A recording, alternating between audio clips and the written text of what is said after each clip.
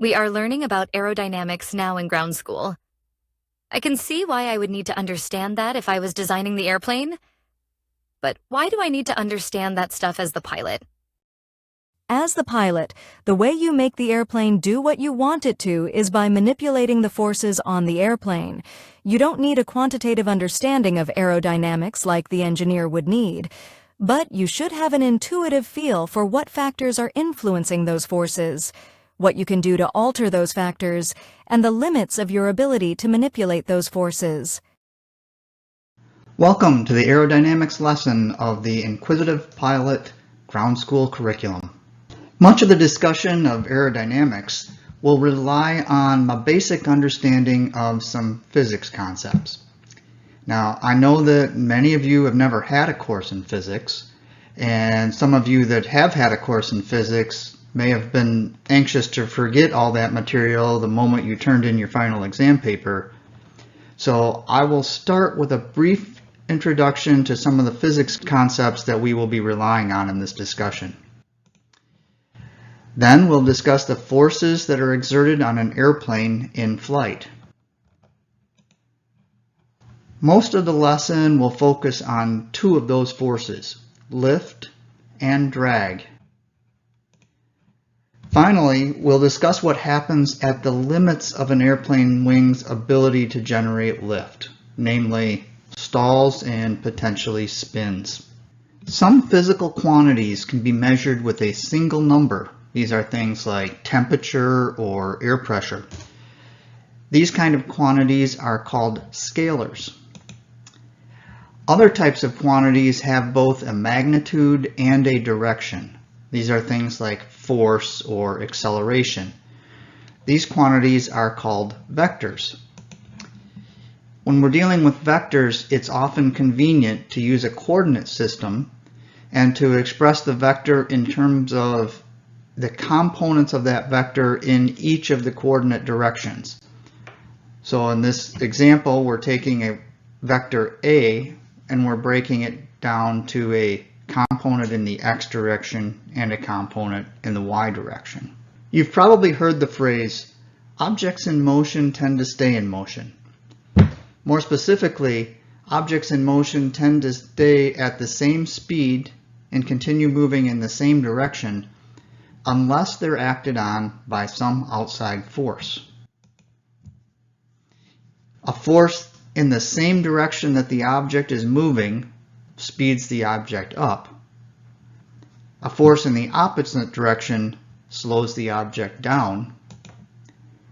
And a force that's perpendicular to the direction that the object's moving changes the direction of motion, but does not change the speed of motion. One very common formula in physics is force equals mass times acceleration.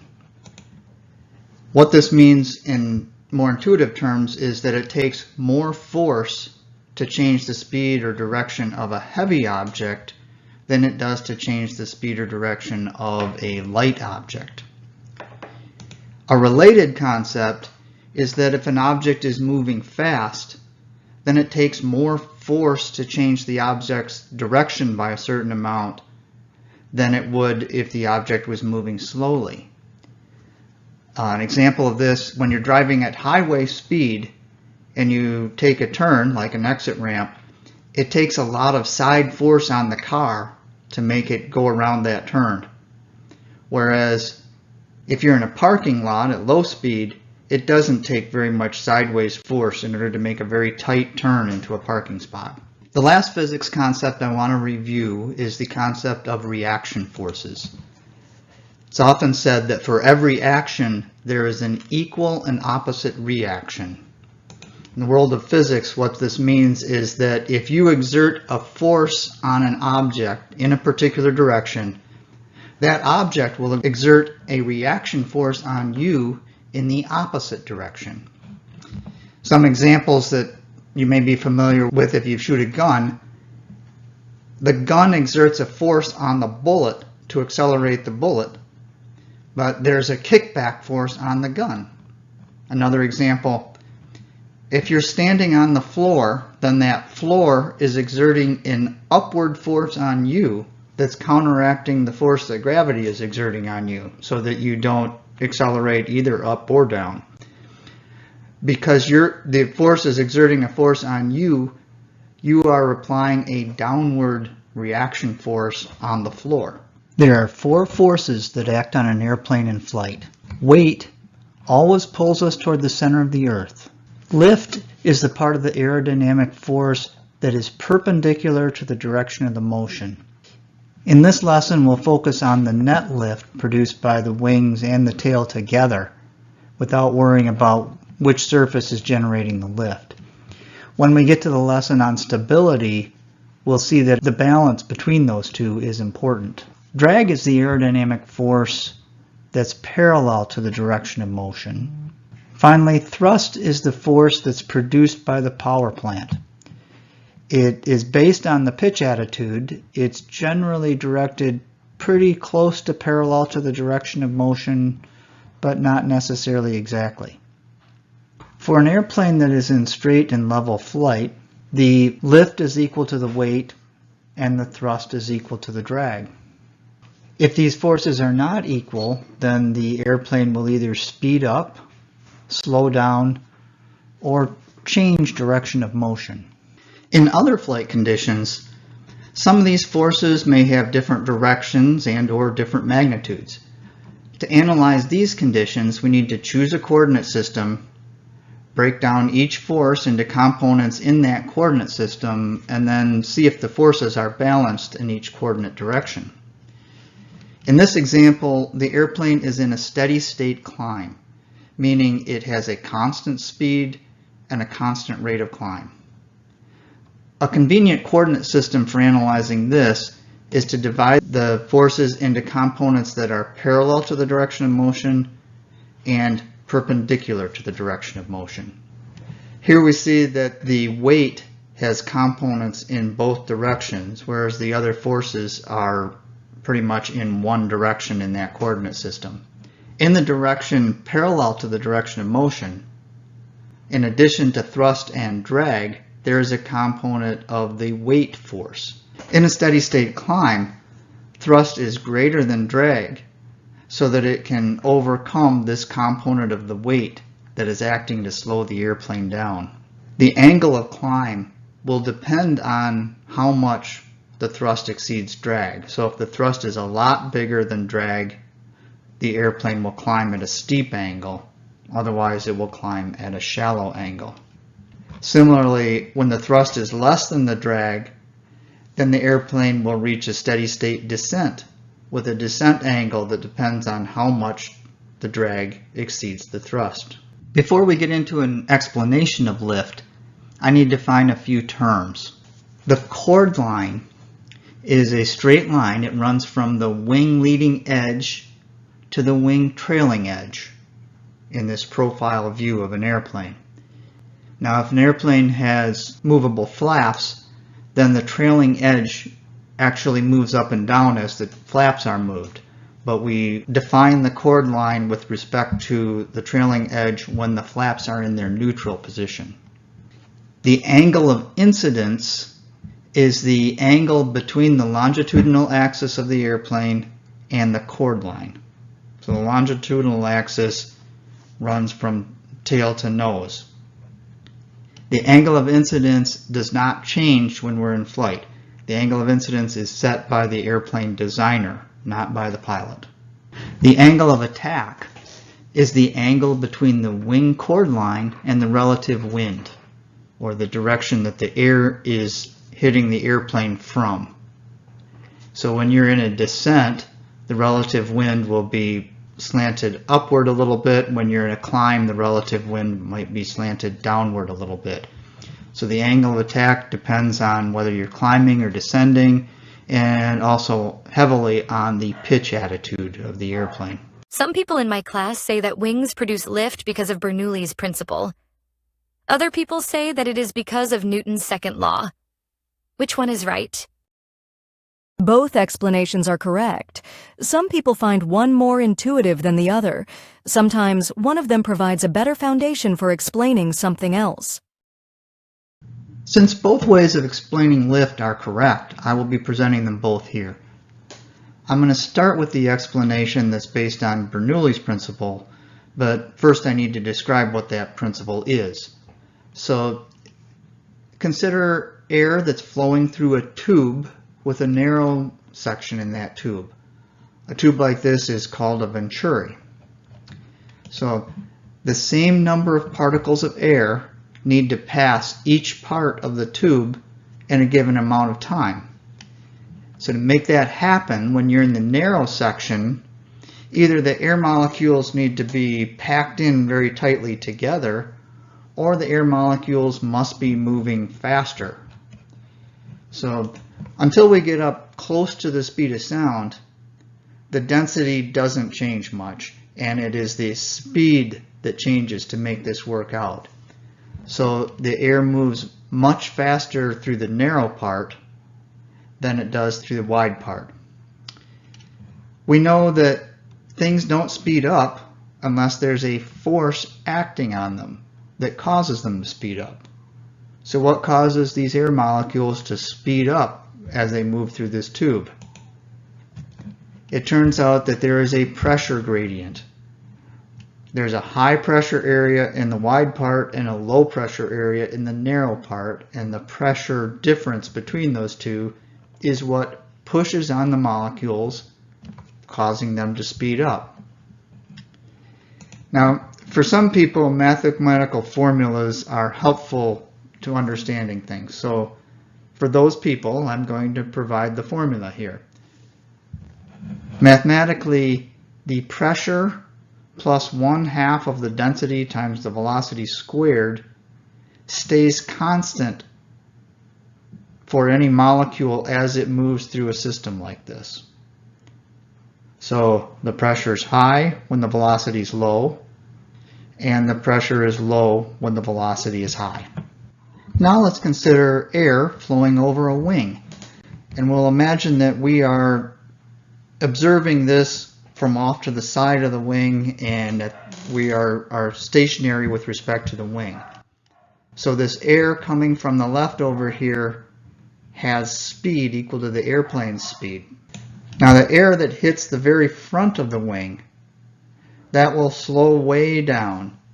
It slows down enough so that it can make the sharp turns that's necessary to make in order to get around that sharp leading front edge. The air that flows over the top of the wing moves faster than that free stream airspeed that we saw way up to the left.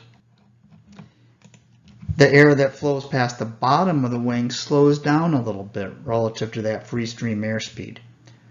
Since it slows down, it has higher pressure than the air out here. And since this air over the top has sped up, it has lower pressure than the air out here. The pressure difference from the bottom of the wing to the top of the wing pushes up on the wing. That's where the lift comes from. My buddy in class explained why the air moves faster over the top of the wing than under the bottom of the wing. He pointed out that the air over the top of the wing needs to travel further in the same amount of time. Your buddy's explanation is known as the equal transit time hypothesis. Experimental measures have shown that the hypothesis is wrong. The air flowing under the wing takes longer to get to the back of the wing than the air traveling over the top. Explaining why the air over the top moves faster is beyond the scope of this discussion. As shown in this diagram, there's an area of high pressure under the wings and an area of low pressure above the wings. Air tends to flow from areas of high pressure to areas of low pressure. Over most of the wingspan, the wing prevents any flow from happening from the high pressure area to the low pressure area.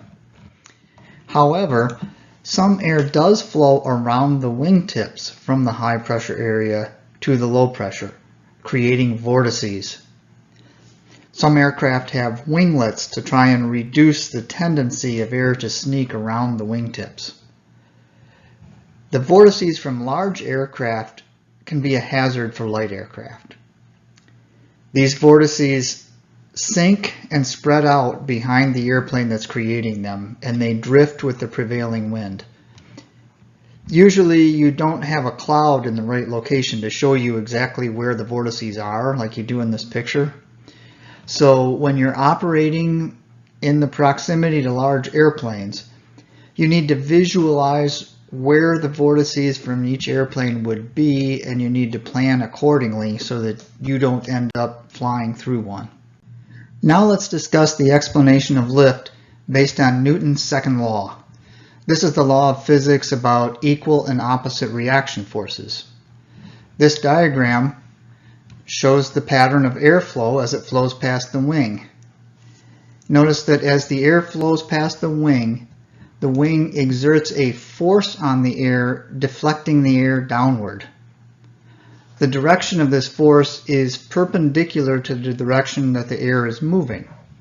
Now, since the direction the air is moving is changing, the force is perpendicular to the average direction of the air.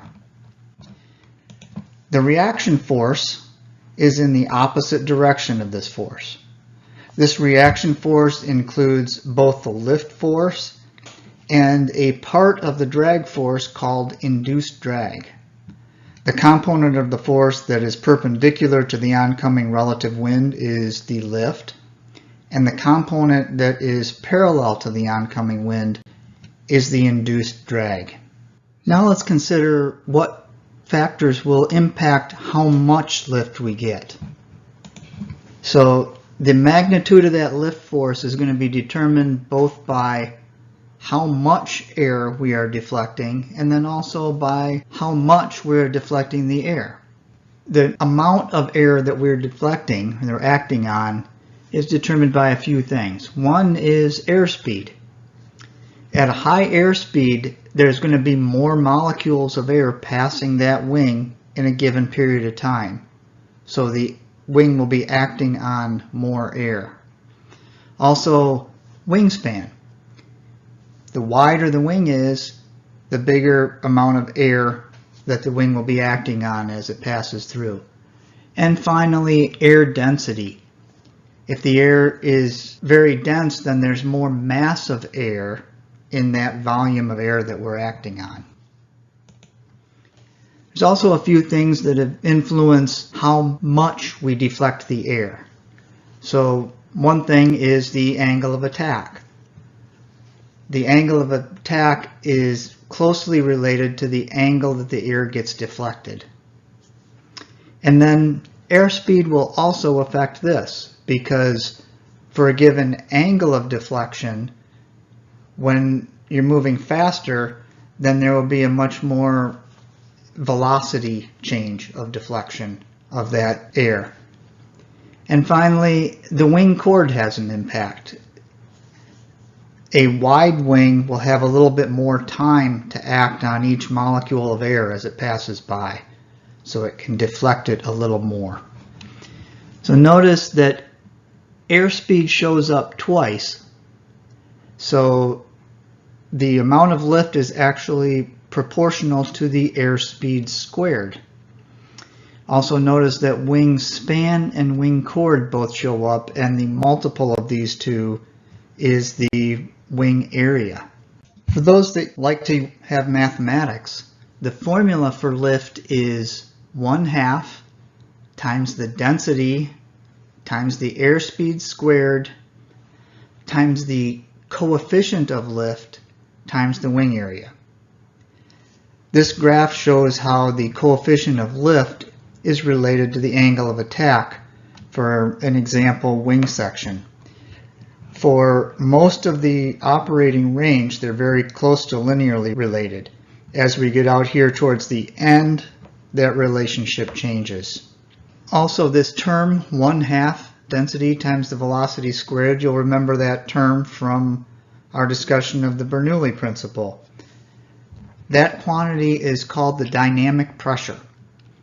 And conveniently, that's exactly what our airspeed indicator is actually measuring, and then it just displays it in velocity units. Now let's talk a little bit more about induced drag. We saw before that induced drag was the result of producing lift, but it matters whether we're producing that lift by deflecting a lot of air by a little bit or whether we're producing that lift by deflecting a small amount of air by a lot. So when we're generating our lift by deflecting a large mass of air by a small angle, we get a small amount of induced drag because this resultant force is pretty close to perpendicular to the relative wing. Now at lower speed, we need to deflect that air by a much bigger angle in order to create the amount of lift that we need. This resultant force ends up kind of tipped back farther, so it's less perpendicular to the oncoming wind, and the component that's parallel to the oncoming wind gets much bigger. The wingtip vortices also get a lot stronger at slow air speeds. So long, thin wings tend to deflect more air than short wings that have the same wing area. So wings with a high aspect ratio, which means aspect ratio is the ratio of the span to the chord, will produce less induced drag. That's why gliders have very long, thin wings. Mathematically, for a given amount of lift, the induced drag is inversely proportional to the airspeed squared. Induced drag is only one type of the types of drag that acts on the airplane. The other types of drag are called parasite drag. This refers to anything other than the induced drag. There are three main sources of parasitic drag. One is form drag. This is the type of drag that is high for very blunt objects and is low for streamlined objects, which makes sense intuitively that a streamlined object is going to have less drag. This gets very high when you're in uncoordinated flight.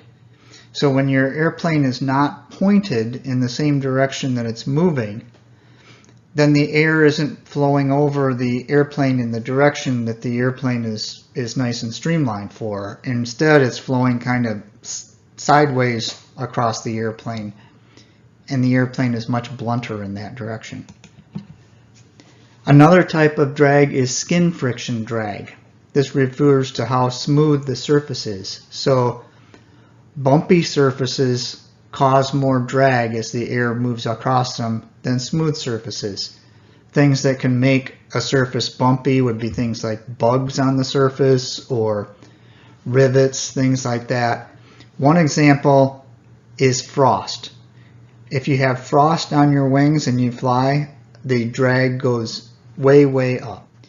The third type is interference drag. This is when there are parts that come together at sharp angles, like if the wing root intersects the fuselage at a very sharp angle, that will cause a lot of extra drag. This can be reduced by fairings that kind of round out that intersection. Parasite drag is proportional to the airspeed squared, so it's directly proportional to the airspeed squared, unlike induced drag, which is inversely proportional to the airspeed squared. The total drag acting on the airplane is equal to the sum of the induced drag and the parasite drag. For a given weight, the total drag is minimized at a particular airspeed. This is the speed which results in the best power-off glide ratio. Now recall from one of our earlier slides about forces in a climb that the angle of climb is determined by the difference between the amount of thrust and the amount of drag. Thrust available decreases with airspeed because the engine is capable of producing less force as you're going faster. The speed where we will have the highest climb rate is where the difference between the thrust available and the total drag is the biggest. So that is going to be a little bit slower than our speed for best glide ratio. The power required, which is shown by this blue curve, is equal to the total drag times the airspeed. The power available is equal to the thrust that's available times the airspeed. Vy, which is our speed for maximum rate of climb, as opposed to angle of a climb, occurs where the power available is bigger than the power required by the largest amount. Vy will be a quantity slightly higher than V sub x. If lift increases as we increase the angle of attack, then why don't we just use really high angles of attack when we need a lot of lift? There is a limit to how much we can increase lift by increasing angle of attack. Let's talk about wing stalls. Up to a point, increasing the angle of attack makes the wing more effective at deflecting the air, so the lift increases. However, when you go to angles of attack beyond that point, the airflow can't stick to the top of the wing anymore, and it begins to separate from the top surface. Lift drops off very rapidly when you go beyond that point. That is called a wing stall. The stall happens at a particular angle of attack. The stall always happens at that same angle of attack, but it can happen at a variety of different airspeeds. The stall doesn't necessarily happen at the same time across the entire wing. As shown in this picture, the shape of the wing impacts which part of the wing stalls first. Ideally, it's best if the wing tips stall later so that the ailerons will stay effective even as the rest of the wing stalls. Rectangular wings are desirable in this respect. Aircraft designers can modify the stall progression even for a particular wing shape using something called washout. Washout is where the angle of incidence for the wing changes at different points along the span of the wing. I mentioned that the stall always happens at a particular angle of attack, but can happen at different airspeeds. You might be wondering why it would sometimes happen at a different airspeed. The answer is that whenever you're asking the wing to produce more lift, then the stall will occur at a higher airspeed. So a couple of the reasons that you might ask the wing to produce more lift. One example is if you've loaded the airplane with more stuff and the airplane is heavier, then the wing needs to produce more lift, so it will stall at a higher airspeed. Also, when you're in a turn, a lot of the wing's lift is being used to create the turn. If you're trying to stay level in the turn, your wing will have to produce more lift, so the stall speed will be higher. Many airplanes have devices on the wings to increase the maximum lift coefficient or to otherwise change the stall behavior. Increasing the lift coefficient at which a wing stalls reduces the stall speed. Some of the devices we'll talk about are pilot controlled, whereas other devices are passive and the pilot doesn't need to do anything. Flaps are surfaces that are usually inboard of the ailerons on the trailing edge of the wing. One exception is flaperons, which we'll discuss in a moment. Lowering the flaps increases both the lift that the wing produces and the drag of the wing. Vortex generators are small air deflectors on the top of the wing, and these trigger the air to start flowing in a controlled vortex as opposed to separating from the top of the wing. The maximum lift coefficient of the wing increases and these actually introduce a surprisingly small drag penalty. Leading edge slats are surfaces that extend at the front of the leading edge of the wing. They guide the air around the front of the wing when you're at high angles of attack. Some leading edge slats are on the whole wing, whereas others are only on part of the wing, such as in front of the ailerons in this picture. Usually they're fixed, but they can be deployable, either passively deployable or by pilot action. Leading edge cuffs are sometimes added to the leading edge of the wing to alter the stall characteristics. Sometimes this is done when bad stall characteristics are discovered during flight testing and it's not practical to change the wing design. We discussed flaps in the lesson on secondary controls. There are several different types of flap designs which have slightly different effects on the wing's performance. Plane flaps have a very simple hinge mechanism. However, when the flaps are lowered, the air needs to make a very sharp turn just past that hinge point. Air tends to separate at that point instead of following the top surface of the wing. That limits the amount of lift coefficient increase that's available. Slotted flaps have a somewhat more complicated mechanism which opens up a passageway between the front of the flap and the rest of the wing as the flap is deployed. Some air flows from the bottom of the wing over the top of the flap. That allows a higher lift coefficient before stall than what plane flaps do.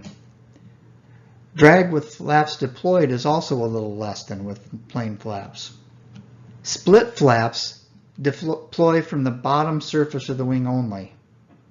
The airflow doesn't separate until the trailing edge, so that allows a higher lift coefficient than plane flaps. It seems like the drag when the flaps are deployed would be very high, but experimental data indicates that it is no higher than for plane flaps. Split flaps create the least drag in the retracted position because the top surface of the wing is completely smooth. Fowler flaps slide backwards in addition to deflecting downwards. This increases the area of the wing in addition to increasing the camber. Fowler flaps increase lift by the most of any flap type. Fowler flaps often are slotted as well. This picture shows a flaperon, which is a combined flap and aileron.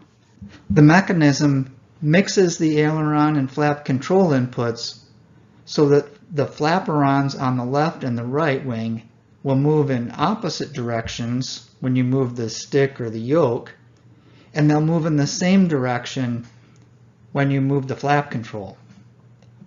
Unlike other flap designs, they impact the full wingspan.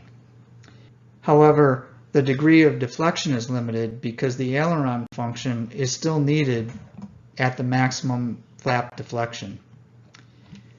Flaperons can either be plane or slotted.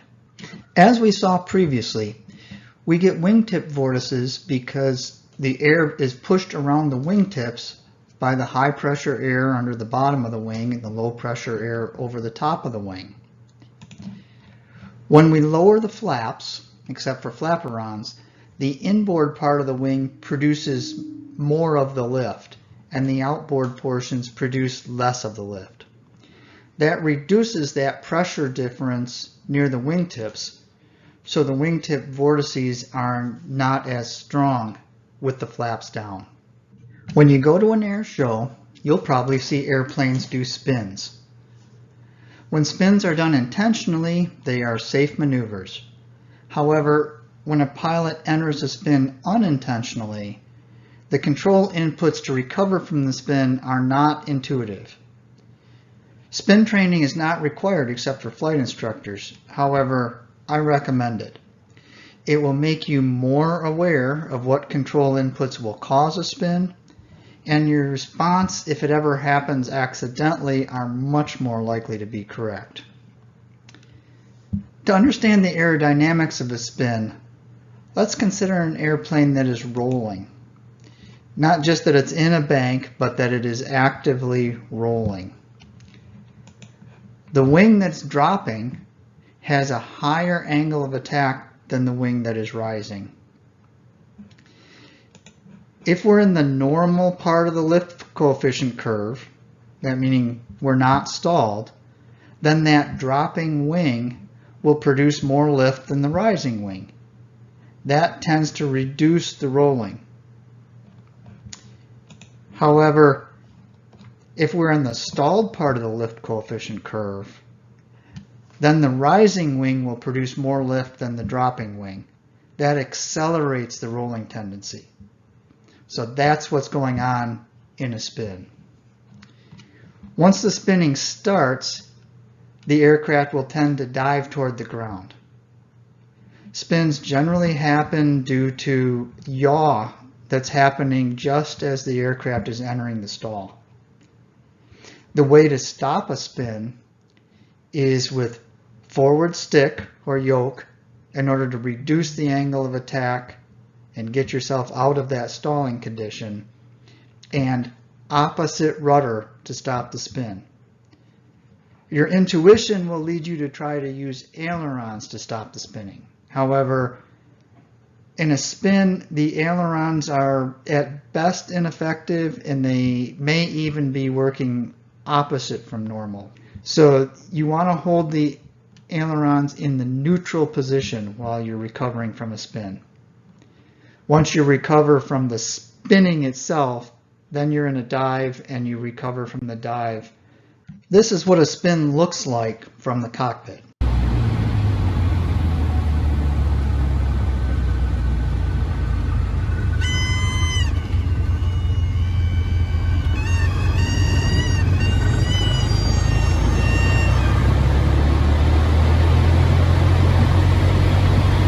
Well, I don't know enough about aerodynamics to design an airplane, but I don't need to. It is nice to know what creates lift and drag and what I can do about it as a pilot. And I am glad that we cleared up some of what I thought I knew about aerodynamics that was actually false.